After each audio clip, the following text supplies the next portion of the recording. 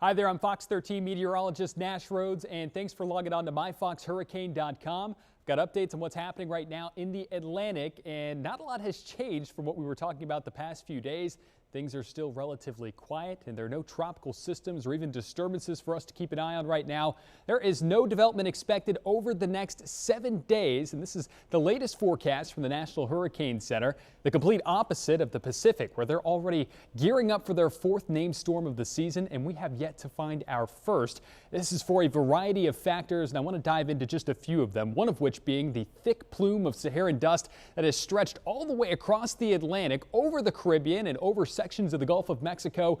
Now, this is flying about 5 to 20,000 feet over our heads in the Saharan air layer, but what it's doing is drying up the atmosphere and making it very difficult for any tropical systems to find their footing.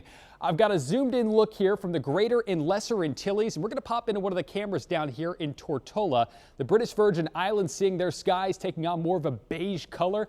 The blue sky is not looking quite as blue here at our live Earth cam shot. I'm going to flip to a before and after to show you just days ago how things typically look versus how they do now. That plume will be potentially sliding to the north and west into the Gulf of Mexico as we head into the end of this weekend and throughout the start of the up-and-coming work week. I think that could play a small role in our rain chances here in Florida, but regardless, if anything, it could just lower air quality and also make and inflame some allergies if you're suffering from those for this time of year.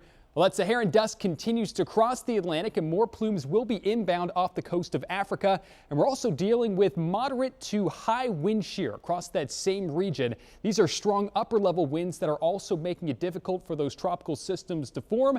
That is extending not just across the middle of the Atlantic, but also into the Caribbean and into the Gulf as we speak. So a lot of things going on at the moment. Tropical activity is suppressed for now, but this is very common for this time of year.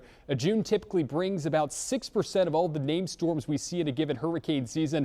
Those numbers begin to skyrocket as we head into August, September, and October, and then back down into the end of the season as we get into November and round things up.